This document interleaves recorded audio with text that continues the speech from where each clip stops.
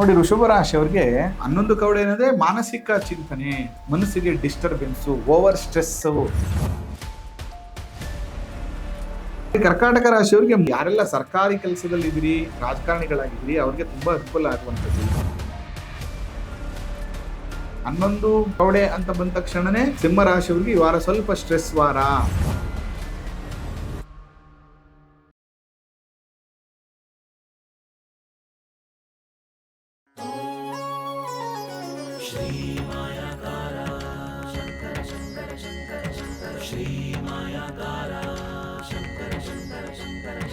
ಶ್ರೀ ಗುರುಭ್ಯೋ ನಮಃ. ಮಾಯಕಾರ ಪ್ರಭುವೇ ನಮಃ. ಗಣೇಶ ದೇವಿ ವಾಗ್ದೇವಿ ಮಮ ವಾಕ್ಯ ಸಿದ್ಧಿ ಗುರು ಸ್ವಹ. ಓಂ ನಮೋ ಭಗವತಿ ಚಾಮುಂಡೇಶ್ವರಿ ಮಲಯಾಳ ಸ್ವರೂಪಿಣಿ ಸರ್ವಸಿದ್ಧಿಕಾರಿಣಿ ಸತ್ಯಂದ್ರೂಹಿ ಸ್ವಹ. ಆರಾಧ್ಯ ದೈವನಾಗಿರುವಂಥ ಮಲೆ ಮಾದೇಶ್ವರರ ಮನದಲ್ಲಿ ನೆನೆಯುತ್ತಾ ವಿದ್ಯಾಗುರುಗಳ ತಂದೆ ತಾಯಿಯ ಪಾದಾರವಿಂದಗಳಿಗೆ ನಮಸ್ಕಾರವನ್ನು ಮಾಡ್ತಾ ಜಗದ್ಗುರು ಪಂಚಾಚಾರ್ಯರನ್ನು ಬಸವಾದಿ ಶರಣರನ್ನ ಮನದಲ್ಲಿ ನೆನೆಯುತ್ತಾ ನನ್ನೆಲ್ಲ ಪ್ರೀತಿಯ ಯೂಟ್ಯೂಬ್ ವಾಹಿನಿಯ ವೀಕ್ಷಕ ಬಂಧುಗಳ ಅಂತರಾತ್ಮಗಳಿಗೆ ನಿಮ್ಮ ಮುಗುರು ಮದ್ದು ದೀಕ್ಷಿತ್ ಮಾಡುವ ಪರಿಪೂರ್ಣವಾದಂಥ ನಮಸ್ಕಾರಗಳು. ಹೇಗಿದ್ದೀರಿ? ಎಲ್ಲ ಚೆನ್ನಾಗಿದ್ದೀರಿ ಅಂತ ನಾನು ಕೂಡ ಭಾವಿಸ್ತೇನೆ. ನಮ ಶಿವಾಯ, ನಮ ಶಿವಾಯ, ಶಿವಾಯ. ಇನ್ನು ಈ ವರ್ಷ ಮುಗಿಯುವಂತಹ ಸಂದರ್ಭದಲ್ಲಿ ಕಡೆಯದಾಗಿ ಈ ವರ್ಷದ ನೋಡಿ ಇದೊಂಥರ ಚೆನ್ನಾಗಿದೆ. ಏನಂದರೆ 25, 26 ಎರಡೂ ಕೂಡ ಈ ಬಾರಿ ನಮಗೆ ಬರುವಂತಹ ಡೇಟ್ ಇದು. ಈ ಡೇಟಲ್ಲಿ ಹೇಗಿದೆ, ವಾರ ಭವಿಷ್ಯ ಹೇಗಿದೆ ಅಂತ ನೋಡೋಣ. ಸಮಸ್ತ ನಾಡಿನ ಜನತೆಗೆ 2026 ಕ್ಯಾಲೆಂಡರ್ ವರ್ಷದ ಹಾರ್ದಿಕ ಶುಭಾಶಯಗಳು. ಆ ಮಲೆಮಹದೇಶ್ವರರ ಅನುಗ್ರಹ ಸದಾ ಇರಲಿ. ಆಯಸ್ಸು, ಆರೋಗ್ಯ, ಸಂತೋಷ ಎಲ್ಲವೂ ಕೂಡ ನಿಮ್ಮದಾಗಲಿ ಅಂತೇಳಿ ನಾನು ಕೂಡ ಪ್ರಾರ್ಥನೆಯನ್ನು ಮಾಡ್ತೇನೆ. ಹೈಲೈಟ್ಸ್ ನೋಡೋದಾದರೆ ಶ್ರೀಶಕೆ 1947ನೇ ಶ್ರೀ ವಿಶ್ವಾವಸು ಸಂವತ್ಸರ ಉತ್ತರಾಯಣ ಹಿಮಂತ ಋತು ಪುಷ್ಯ ಮಾಸದ ಶುಕ್ಲ ಪಕ್ಷ.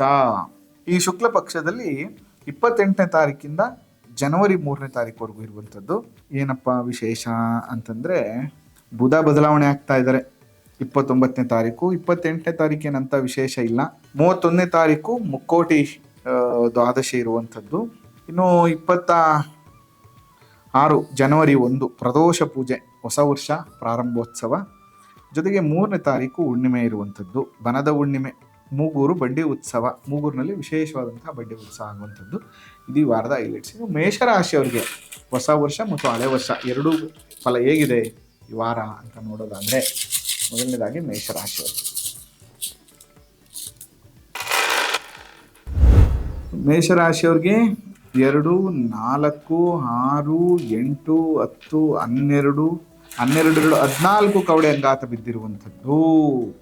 ನೋಡಿ, 14 ಕವಡೆ ಭಾಳ ವಿಶೇಷವಾದಂತಹ ನಂಬರ್ಸು. ಈ ವಾರ ನಿಮ್ಗೆ ಏನಾಗುತ್ತೆ ಅಂತಂದರೆ ದಿಢೀರ್ ಸಂಪಾದನೆ ಆಗ್ಬಿಡುವಂಥದ್ದು, ಧನಲಾಭ ಆಗುವಂಥದ್ದು, ಆಭರಣ ಸಂಗ್ರಹ ಮಾಡುವಂಥದ್ದು, ಧನಲಾಭ, ವ್ಯಾವಹಾರಿಕವಾದಂತಹ ಲಾಭ, ಎಲ್ಲ ಥರ ಅನುಕೂಲಗಳು ಆಗುತ್ತೆ. ನಿಮ್ಮ ಎಕ್ಸ್ಪೆಕ್ಟೇಷನ್ಗಿಂತ ಈ ವಾರ ಸ್ವಲ್ಪ ಸಂಪಾದನೆ ಜಾಸ್ತಿ ಆಗುತ್ತೆ. ಆದರೆ ಒಂದು ಪ್ರಾಬ್ಲಮ್ ಇದೆ, ಏನಂದರೆ ಭ್ರಮೇಲಿ ಸಿಕ್ಕಾಕೋಬೇಡಿ. ದುಡ್ಡು ತುಂಬ ಬರ್ತಾ ಇದೆ, ಇವರೇನೋ ಒಳ್ಳೇದು ಮಾಡ್ಬಿಡ್ತಾರೆ, ಅವರೇನೋ ಒಳ್ಳೇದು ಮಾಡ್ಬೋದು, ಇಲ್ಲಿ ಹೋದ್ರೆ ದುಡ್ಡು ಬಂದ್ಬಿಡುತ್ತೆ, ಈ ಥರ ಹೋದ್ರೆ ವಾರದ ಕೊನೆಯಲ್ಲಿ ಸ್ವಲ್ಪ ಮೋಸ ಹೋಗುವಂಥ ಸಾಧ್ಯತೆ ಇರ್ತದೆ, ದಿಢೀರ್ ಫಾಲ್ ಆಗುವಂಥ ಸಾಧ್ಯತೆ ಇರ್ತದೆ. ಅದರ್ವೈಸ್ ಸ್ವಲ್ಪ ಎಚ್ಚರಿಕೆಯಿಂದ ನೀವೇನಾದ್ರು ಇದ್ದುಬಿಟ್ರೆ ಈ ವಾರ ಇಸ್ ವೆರಿ ಬ್ಯೂಟಿಫುಲ್, ತುಂಬ ಚೆನ್ನಾಗಿದೆ, ನಿಮಗೆ ಅನುಕೂಲ ಕೂಡ ನಿಮಗೆ ಆಗುತ್ತೆ. ಇನ್ನು ವೃಷಭ ರಾಶಿಯವ್ರಿಗೆ ಹೇಗಿದೆ ಅಂತ ನೋಡೋಣ. ನೋಡಿ, ವೃಷಭ ರಾಶಿಯವ್ರಿಗೆ 4, 4, 3, 7, 7, 3, 10, 10, 11 ಕವಡೆ ಅಂಗಾತ ಬಿದ್ದಿರುವಂತು. 11 ಕವಡೆ ಏನಂದ್ರೆ ಮಾನಸಿಕ ಚಿಂತನೆ, ಮಾನಸಿಕ ವ್ಯಾಧಿ, ಮನಸ್ಸಿಗೆ ಡಿಸ್ಟರ್ಬೆನ್ಸು, ಓವರ್ ಸ್ಟ್ರೆಸ್ಸು, ಬೇಡದಿರುವಂತಹ ನೋವುಗಳು, ಹತ್ತಿರ ಇರುವಂಥವರಿಂದನೇ ಮನಸ್ಸಿಗೆ ನೋವಾಗುವಂಥದ್ದು, ಸ್ನೇಹಿತರಿಂದ ದುಃಖ, ಈ ಥರ ಒಂದಷ್ಟು ಡಿಸ್ಟರ್ಬೆನ್ಸ್ ಅಂತೂ ಇದೆ. ಮತ್ತು ತಾಯಿಯ ಜೊತೆ ಕಿರಿಕಿರಿ ಅಥವಾ ತಾಯಿಗೆ ಸ್ವಲ್ಪ ಅನಾರೋಗ್ಯದ ಪರಿಸ್ಥಿತಿ ಬರುವಂಥದ್ದು. ವಾರದ ಕೊನೆಯಲ್ಲಿ ಸ್ವಲ್ಪ ಮಟ್ಟಿಗೆ ಎಲ್ಲ ಪರಿಸ್ಥಿತಿಗಳು ಕೂಡ ಸರಿ ಹೋಗ್ತದೆ. ಎಚ್ಚರಿಕೆಯಿಂದ ಇರಲಿಲ್ಲ ಅಂದರೆ ಧನ, ಮಾನ, ಹಾನಿ ಎಲ್ಲವೂ ಆಗುತ್ತೆ. ಭಾಳ ಹುಷಾರಾಗಿರಿ. ನೀವು ಮಾಡಬೇಕಾಗಿರುವಂಥದ್ದು ಸೋಮವಾರದ ದಿನ ಅಕ್ಕಿ ದಾನವನ್ನು ಮಾಡಿ ಮತ್ತು ಅಮ್ಮನವ್ರ ದರ್ಶನವನ್ನು ಮಾಡಿ, ಇದು ನಿಮಗೆ ಅನುಕೂಲ ಆಗುತ್ತೆ. ಇನ್ನು ಮಿಥುನ ರಾಶಿಯವ್ರಿಗೆ ಹೇಗಿದೆ ಅಂತ ನೋಡೋಣ. ಮಿಥುನ ರಾಶಿಯವ್ರಿಗೆ 2, 4, 6, 8, 9 ಕವಡೆ ಅಂಗಾತ ಬಿದ್ದಿರುವಂಥದ್ದು. ಮನೆಗೆ ಬಂಧುಗಳು ಬರುವಂಥದ್ದು, ರಾಜ ಸನ್ಮಾನ, ಸಮಾಜದಲ್ಲಿ ಧೈರ್ಯ ಧೈರ್ಯದಿಂದ ಕೆಲಸ ಕಾರ್ಯಗಳನ್ನು ಮಾಡಲಿಕ್ಕೆ ಅನುಕೂಲ ಆಗುವಂಥದ್ದು, ಒಂದಷ್ಟು ಹೊಸ ಅಪರ್ಚುನಿಟಿಗಳು ಸಿಗುವಂಥದ್ದು, ಕಾರ್ಯದಲ್ಲಿ ಸಿದ್ಧಿ ಮತ್ತು ಲಾಭ ಆಗುವಂಥದ್ದು ಆಗ್ತದೆ. ಸ್ವಲ್ಪ ಈ ವಾರ ರಿಯಲ್ ಎಸ್ಟೇಟಲ್ಲಿ ಇರುವಂಥವ್ರು ಮಿಥುನ ರಾಶಿಯಲ್ಲಿದ್ದರೆ ಸ್ವಲ್ಪ ರಿಯಲ್ ಎಸ್ಟೇಟ್ ಚೆನ್ನಾಗಾಗುತ್ತೆ, ಅಥವಾ ಒಂದು 2-3 ವ್ಯವಹಾರಗಳಾಗುವಂಥದ್ದು ಇರ್ತದೆ. ಮತ್ತು ಆದಷ್ಟು ಈ ವಾರ ನೀವು ಮಾಡಬೇಕಾಗಿರೋದೇನೆಂದರೆ ಬೇರೆಯವ್ರ ಮೇಲೆ ಡಿಪೆಂಡ್ ಆಗಬೇಡಿ, ನಿಮ್ಮ ಕೆಲಸಗಳನ್ನು ನೀವೇ ಮಾಡ್ತಾ ಬನ್ನಿ, ಅದು ನಿಮಗೆ ತುಂಬ ಯಶಸ್ಸನ್ನು ತಂದುಕೊಡುತ್ತೆ. ಸ್ವಲ್ಪ ವೆಹಿಕಲಲ್ಲಿ ಓಡಾಡುವಾಗ ಸ್ವಲ್ಪ ಹುಷಾರಾಗಿರಿ ಅಷ್ಟೇ. Over all is very good. ಕರ್ಕಾಟಕ ರಾಶಿಯವ್ರಿಗೆ ಹೇಗಿದೆ ಅಂತ ನೋಡೋಣ. ನೋಡಿ, ಕರ್ಕಾಟಕ ರಾಶಿಯವರಿಗೆ 3, 3, 6, 3, 9 10 ಕವಡೆ ಅಂಗಾತ ಬಿದ್ದಿರುವಂಥದ್ದು. ಈ ವಾರ ನಿಮಗೆ ಯಾರೆಲ್ಲ ಸರ್ಕಾರಿ ಕೆಲಸದಲ್ಲಿ ಇದ್ದೀರಿ, ಅಡ್ಮಿನಿಸ್ಟ್ರೇಟಿವ್ ಅಲ್ಲಿ ಇದ್ದೀರಿ, ರಾಜಕಾರಣಿಗಳಾಗಿದ್ದೀರಿ, ಅವ್ರಿಗೆ ತುಂಬಾ ಅನುಕೂಲ ಆಗುವಂಥದ್ದು. ಈ ವಾರ ಸುಖ ಭೋಜನ, ಆಪ್ತ ಮಿತ್ರರ ದರ್ಶನ, ಕಾರ್ಯದಲ್ಲಿ ಅನುಕೂಲ ಆಗುತ್ತೆ, ಅಂದ್ಕೊಂಡಂತ ಕೆಲಸದಲ್ಲಿ ಅನುಕೂಲಗಳಾಗುತ್ತೆ. ಹೊಸ ಸ್ಟಾರ್ಟ್ಅಪ್ ಮಾಡುವಂತ ಚಿಂತನೆ ಇದೆಯಲ್ಲ, ಅದು ನಿಮ್ಗೆ ತುಂಬಾ ಚೆನ್ನಾಗಿ ಆಗುತ್ತೆ. ಮತ್ತೆ ನಿಮಗೆ ಒಂದು ರೆಸ್ಪೆಕ್ಟ್ಫುಲ್ ವೀಕ್ ಅಂತ ಹೇಳಿದ್ರೆ ತಪ್ಪಾಗ್ಲಿಕ್ಕಿಲ್ಲ, ನಿಮ್ಮ ಮಾತನ್ನ ಕೇಳ್ತಾರೆ. ತುಂಬಾ ವಿಶೇಷವಾದಂಥ ಫಲಗಳು ನಿಮಗೆ ಈ ವಾರ ನಿಮಗೆ ಪ್ರಾಪ್ತಿಯಾಗುತ್ತೆ. ನೋಡಿ, ಸಿಂಹರಾಶಿಯಲ್ಲಿ ಹುಟ್ಟಿರೋರಿಗೆ 2, 4, 6, 8, 10, 11 ಕವಡೆ ಅಂಗಾತ ಬಿದ್ದಿರುವಂಥದ್ದು. 11 ಕವಡೆ ಅಂತ ಬಂದ ತಕ್ಷಣನೇ ಸಿಂಹರಾಶಿಯವ್ರಿಗೆ ಈ ವಾರ ಸ್ವಲ್ಪ ಸ್ಟ್ರೆಸ್ ವಾರ, ಮೆಂಟಲಿ ಡಿಸ್ಟರ್ಬೆನ್ಸು, ಬೇಡದಿರಂಥ ಚಿಂತೆಗಳು, ಮಾನಸಿಕ ನೆಮ್ಮದಿ ಹಾಳಾಗುವಂಥದ್ದು, ಒಂದಷ್ಟು ಸುತ್ತ ಇರೋರಿಂದ ಒಂದಷ್ಟು ಭಿನ್ನಾಭಿಪ್ರಾಯಗಳು, ಕುಟುಂಬದಲ್ಲಿ ಕಿರಿಕಿರಿ, ಸ್ನೇಹಿತರಿಂದ ಬಂಧುಗಳಿಂದ ಸ್ವಲ್ಪ ತೊಂದರೆಗಳಾಗುವಂಥದ್ದಿದೆ. ಭಾಳ ಎಚ್ಚರಿಕೆ ತಗೊಳ್ಳಿ. ಮತ್ತೆ ಕಷ್ಟ ಇದೆ, ಬಟ್ ವಾರದ ಕೊನೆಗೆ ಸ್ವಲ್ಪ ಅನುಕೂಲ ಆಗುತ್ತೆ. ಎಚ್ಚರಿಕೆಯಿಂದ ಇರಲಿಲ್ಲ ಅಂದರೆ ಧನಮಾನ ಹಾನಿ ಆಗುತ್ತೆ, ಹುಷಾರಾಗಿರ್ಬೇಕು. ನೀವು ಏನು ಮಾಡಿ ಅಂತಂದ್ರೆ ಈ ವಾರ ಪೂರ್ತಿ ಬೆಳಿಗ್ಗೆ ಎದ್ದ ತಕ್ಷಣ ಸೂರ್ಯ ನಮಸ್ಕಾರವನ್ನು ಮಾಡ್ತಾ ಬನ್ನಿ, ತಂದೆ ತಾಯಿಗೆ ನಮಸ್ಕಾರ ಮಾಡಿ, ಸ್ವಲ್ಪ ಡಿಸ್ಟರ್ಬೆನ್ಸ್ ಕಮ್ಮಿ ಆಗುತ್ತೆ. ಇನ್ನು ಕನ್ಯಾ ರಾಶಿಯವ್ರಿಗೆ ಹೇಗಿದೆ ಅಂತ ನೋಡೋಣ. ಕನ್ಯಾ ರಾಶಿಯವ್ರಿಗೆ 4, 4, 8, 8, 4, 12, 12, 1, 13 ಕವಡೆ ಅಂಗಾತ ಬಿದ್ದಿರುವಂಥದ್ದು. 13 ಕವಡೆ ಏನು ಹೇಳ್ತದೆ? ಸರ್ಕಾರದಿಂದ ಸಹಾಯ, ಮನ್ನಣೆ, ಧನಲಾಭ, ಸ್ತ್ರೀ ಸೌಖ್ಯ, ಮಿತ್ರರಿಂದ ಅನುಕೂಲ, ಕೀರ್ತಿ ಬೆಳೆಯುವಂತಹ ಯೋಗ. ಅದ್ರ ಜೊತೆಗೆ ಈ ಡೇಟ್ ಏನಂದ್ರೆ ಸ್ವಲ್ಪ ಸ್ಪಿರಿಚುವಲ್ ನಂಬರ್. ಈ ವಾರ ನಿಮಗೆ ಏನಾಗುತ್ತೆ, ಒಂದಷ್ಟು ದೇವಾಲಯಗಳ ದರ್ಶನ ಮಾಡುವಂಥದ್ದು, ಒಂದಷ್ಟು ಆಧ್ಯಾತ್ಮ ಕ್ಷೇತ್ರಗಳಿಗೆ ಭೇಟಿ ಮಾಡುವಂತಹ ಯೋಗ ಇರುತ್ತೆ, ಒಬ್ರು ಗುರುಗಳನ್ನ ಭೇಟಿ ಮಾಡುವಂಥದ್ದು, ಇದೆಲ್ಲ ಕೂಡ ಅನುಕೂಲ ಆಗುತ್ತೆ. ಸ್ವಲ್ಪ ಆಧ್ಯಾತ್ಮದ ಬಗ್ಗೆ ಸ್ವಲ್ಪ ಒಲವು ಬರುವಂತಹ ವಾರ, ಪುಣ್ಯಕ್ಷೇತ್ರ ದರ್ಶನ ಮಾಡುವಂತಹ ಯೋಗ ಇದೆ. ಒಟ್ಟಾರೆಯಾಗಿ ಈ ವಾರ ಕನ್ಯಾ ರಾಶಿಯವ್ರಿಗೆ ತುಂಬಾ ಚೆನ್ನಾಗಿದೆಯಪ್ಪ ನಿಮಗೆ. ಇನ್ನು ತುಲಾ ರಾಶಿಯವ್ರಿಗೆ ಹೇಗಿದೆ ಅಂತ ನೋಡೋಣ. ತುಲಾ ರಾಶಿಯವ್ರಿಗೆ 3, 3, 6, 3, 9 ಕವಡೆ ಅಂಗಾತ ಬಿದ್ದಿರುವಂಥದ್ದು. ತುಲಾ ರಾಶಿಯವ್ರಿಗೆ ಈ ವಾರ ಒಂದಷ್ಟು ಆಸ್ತಿ ಖರೀದಿ ಮಾಡುವಂಥದ್ದು, ಆಸ್ತಿ ಖರೀದಿ ಮಾಡಲಿಕ್ಕೆ ಬಹಳ ವಿಶೇಷವಾಗಿ ಮಾತುಕತೆ ಆಡುವಂಥದ್ದು, ಅಥವಾ ತುಂಬಾ ದಿನಗಳಿಂದ ಹುಡುಕ್ತಾ ಇರುವಂಥದ್ದು ಸಿಗುವಂಥದ್ದು, ಅಥವಾ ಕೋರ್ಟು ಕಚೇರಿ ಅನ್ನುವಂತಹ ಡಿಸ್ಟರ್ಬೆನ್ಸಸ್ ಎಲ್ಲ ಈ ವಾರ ಸ್ವಲ್ಪ ಕಮ್ಮಿ ಆಗುತ್ತೆ. ಮನೆಗೆ ಬಂಧುಗಳು ಬರುವಂಥದ್ದು, ನಿಮ್ಮನ್ನ ಸಮಾಜದಲ್ಲಿ ಗುರುತಿಸುವಂಥದ್ದು, ಕಾರ್ಯದಲ್ಲಿ ಸಿದ್ಧಿ ಲಾಭ ಜಯ ಆಗುವಂತಹ ವಾರ ತುಲಾ ರಾಶಿಯವರಿಗೆ ಒಟ್ಟಾರೆಯಾಗಿ ತುಂಬಾ ಚೆನ್ನಾಗಿದೆ ಈ ವಾರ. ಇನ್ನು ವೃಶ್ಚಿಕ ರಾಶಿಯವರಿಗೆ ಹೇಗಿದೆ ಅಂತ ನೋಡೋಣ.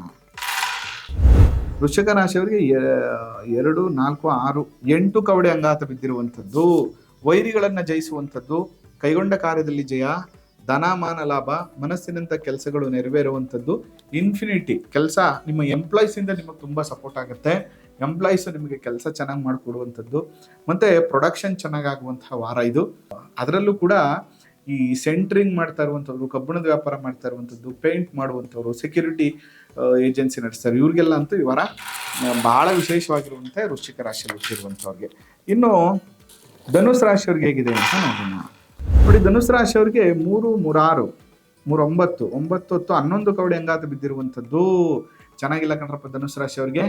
ಈ ವಾರ ಸ್ವಲ್ಪ ಡಿಸ್ಟರ್ಬ್ ಆಗ್ತೀರಿ, ಮಾನಸಿಕವಾಗಿ ಕಿರಿಕಿರಿ ಆಗ್ತದೆ, ವ್ಯವಸ್ಥೆಗಳು ಪರಿಸ್ಥಿತಿಗಳು ಹಾಳಾಗುತ್ತೆ, ಸ್ವಲ್ಪ ಫೈನಾನ್ಷಿಯಲಿ ಕಷ್ಟ ಬರುತ್ತೆ, ಅಮ್ಮನವರಿಗೆ ತಾಯಿಗೆ ಸ್ವಲ್ಪ ಅನಾರೋಗ್ಯ ಬರ್ಬೋದು, ಅಥವಾ ನಿಮಗೆ ಮಾನಸಿಕ ಚಿಂತನೆಗಳು, ಮೆಂಟಲಿ ಡಿಸ್ಟರ್ಬೆನ್ಸು, ಮೆಂಟಲಿ ಸ್ಟ್ರೆಸ್ ಆಗುವಂಥದ್ದು.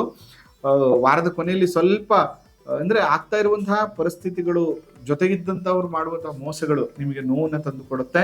ಎಕ್ಸ್ಪೆಕ್ಟೇಷನ್ ಥರ ಕೆಲಸಗಳಾಗದೆ ನೋವಾಗುತ್ತೆ. ಸ್ವಲ್ಪ ಧನುಸ್ ರಾಶಿಯವ್ರಿಗೆ ಈ ವಾರ ಚೆನ್ನಾಗಿಲ್ಲ.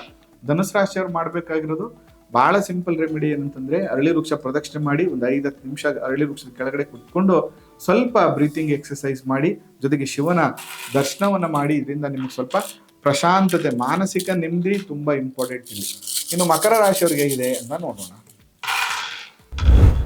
ಮಕರ ರಾಶಿಯವರಿಗೆ 3, 3, 6, 3, 9, 10, 11 ಕವಡೆ ಅಂಗಾತ ಬಿದ್ದಿರುವಂಥದ್ದು. ಕಷ್ಟ ಉಂಟು, ವಾರದ ಕೊನೆಯಲ್ಲಿ ಸುಖ ಉಂಟು. ಕಾರ್ಯವನ್ನು ಎಚ್ಚರಿಕೆಯಿಂದ ಮಾಡಲಿಲ್ಲ ಅಂದರೆ ಧನಮಾನ ಹಾನಿಯಾಗುತ್ತೆ. ಮಾನಸಿಕವಾದಂತಹ ನೆಮ್ಮದಿ ಇಲ್ಲ. ವರ್ಷದ ಕೊನೆಯಲ್ಲಿ ಸ್ವಲ್ಪ ಡಿಸ್ಟರ್ಬೆನ್ಸಸ್ಗಳಿದೆ. ಈಗ ತಾನೇ ರೀಸೆಂಟಾಗಿ 7.5 ಮುಗ್ದಿರುವಂಥದ್ದು. ನಿಮಗೆ ಸ್ವಲ್ಪ ಶತ್ರು ಬಾಧೆಗಳು ನಿಮಗೆ ಸ್ವಲ್ಪ ಕಿರಿಕಿರಿಯನ್ನು ಉಂಟು ಮಾಡುತ್ತೆ. ಯಾವುದಕ್ಕೂ ಚಿಂತೆ ಕೊಡೋದು ಬೇಡ. ಸ್ವಲ್ಪ ಸಮಾಧಾನವಾಗಿದ್ದರೆ ಎಲ್ಲ ಥರ ಅನುಕೂಲನೂ ಆಗುತ್ತೆ. ಅನುಕೂಲ ಆದರೆ ಒಂದು ನವಗ್ರಹ ಶಾಂತಿಯನ್ನು ಮಾಡಿಸ್ಕೊಳ್ಳಿ, ಅದು ನಿಮಗೆ ತುಂಬ ಒಳ್ಳೆ ರಿಸಲ್ಟನ್ನು ಕೊಡುತ್ತೆ. ಕುಂಭರಾಶಿಯವ್ರಿಗೆ ಹೇಗಿದೆ ಅಂತ ನೋಡೋಣ. ಕುಂಭರಾಶಿಯವರಿಗೆ 3, 3, 6, 3, 9, 10, 11 ಕವಡೆ ಅಂಗಾತ ಬಿದ್ದಿರುವಂಥದ್ದು. ಕುಂಭರಾಶಿಯವರಿಗೂ ಅಷ್ಟೇ 7.5 ಬೇರೆ. ವರ್ಷದ ಕೊನೆ ನಿಮ್ಗೆ ಅಷ್ಟೊಂದು ಪಾಸಿಟಿವ್ ಇಲ್ಲ. ದುಡ್ಡು, ಕಾಸು, ಹಣ ವ್ಯವಹಾರ ಏನು ಮಾಡಬೇಡಿ.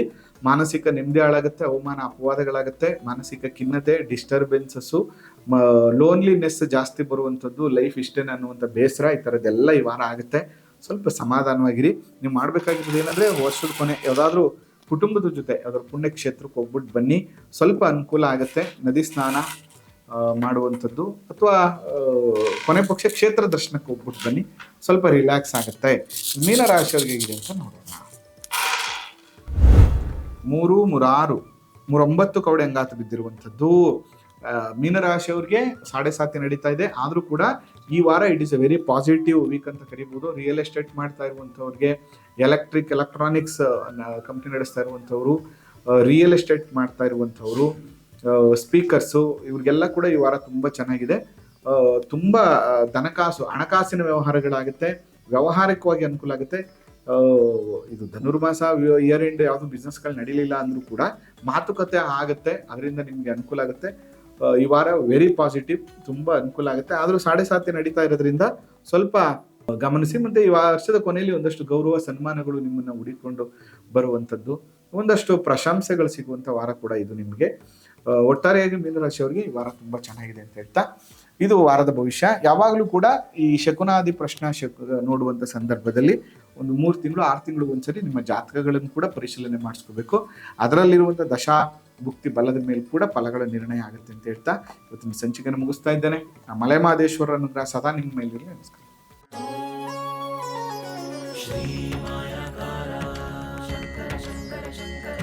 ಶ್ರೀ ಮಾಯಾಕಾರ